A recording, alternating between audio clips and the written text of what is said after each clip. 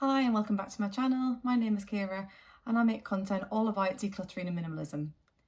If you're interested in following along on my decluttering journey and to get realistic decluttering inspiration, please subscribe to my videos and then you'll be able to see any upcoming ones and get notifications. Okay, so let's dive in then. Today we're going to be talking about ways of decluttering faster. I work full time, I've got 2 kids, busy household, and I need strategies that help me to declutter as quickly as possible and get on with my life. So here's a roundup of my top tips to help you. So tip number 1 is don't try and tackle it all at once. Break it down into small bite-sized chunks that are more manageable, that you could possibly do, at a weekend or in a spare half an hour you've got. Because not everybody's got the time to do full declutters that take up 3 days. So look at just doing one section. It could be a drawer in your kitchen, cupboard, one specific area of your wardrobe, for example, jeans or tops, or it could be like your makeup bag or a section of your kids' toys. So the key here is to make it manageable and not to get everything out so that it's overwhelming and too big of a job to do. And then from doing small wins like this frequently, you'll build up a sense of achievement and keep moving on to the next one. And over time, it's just a great way of keeping on top of the clutter in your house. Tip number 2 is the one in, one out strategy. So for every new item that you bring into your home, you should be looking at getting rid of one that's similar. So for example, it could be in clothing, kitchen utensils, toys, books. So if there's something that's, for example, in your wardrobe, like tops, and you've bought a new one, see if you can find one that you don't wear anymore.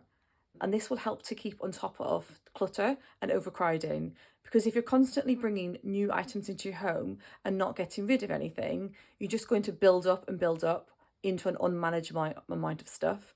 So by sticking to this simple one in, one out strategy, I think it's a really great way of actually decluttering and staying on top of it. Tip number 3 is do an end of season review of your wardrobe. So after the end of summer, for example, look back at all your most summery items and check and see if you actually wore them this summer. If you didn't, why not? If you didn't wear them this summer, there's probably a good chance you're not going to wear them next summer. So is it time to let them go? Think about the reasons why. Maybe it doesn't fit well, maybe it's a bit worn out looking and that's putting you off wearing it. But if that's the case, that's going to be the same case next year probably. So I think it's probably time to declutter it and say goodbye to that item. You can also do the same with kids' clothes. Have a look at their wardrobe at the end of the season and see if they haven't worn something or if something's looking a bit too small now, will it last to that season next year? Or if you've got younger kids, can that clothing be passed down to them or to somebody else if it's in good condition? Another way to do this is to look at the wardrobe at the start of the season. So see what's in the wardrobe that's looking a bit on the small side, maybe try it on. If it doesn't fit them, you know it's time to get rid of them or to pass down to somebody else. Tip number 4 is one you can do all year round and doesn't have to be season specific. And it's just looking at anything. It could be the wardrobe or other products in your home and seeing, have you used it in the last year? Or am I going to use it in the next year? And if you can't think of a specific occasion or reason why you might end up using it in the next year and you haven't already used it in the last year, then I think it's time for it to go. Tip number 5 is be honest with yourself. Would you buy this product again? Does it fit your current style? So this could be applicable to things in your wardrobe as well as home decor products, because our styles and tastes do change over the years. So if something doesn't feel quite right and doesn't match in with the other things you've got, then it might be time to let it go. Tip number 6 is checking to see if you've got any damaged or expired products that are no longer any use to you. So think of things like clothing that might be slightly damaged, little holes, or something that can't be repaired, or in terms of makeup, beauty, and food. These are all products that tend to have expiry dates. So check through your products and see what you can't use anymore and declutter it. Tip number 7 is to get the kids involved, especially when it comes to toys and books. Get them to go through with you what they've not played with recently and what they're not likely to use again in the future.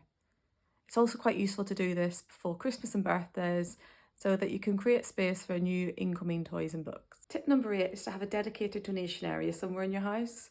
So I use this cupboard behind me where I've just got a reusable carrier bag which I put any decluttered clothes, toys, etc. into whilst I'm waiting to sell them or take them to the charity shop. This helps to keep everything a bit more organised and saves me having piles of decluttered items all around the house.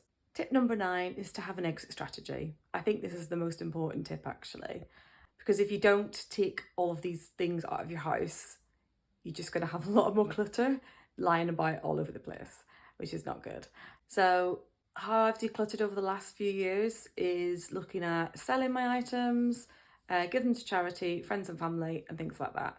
So for selling my items in recent years, I have used platforms such as eBay, Facebook Marketplace, Vinted, and Zifit.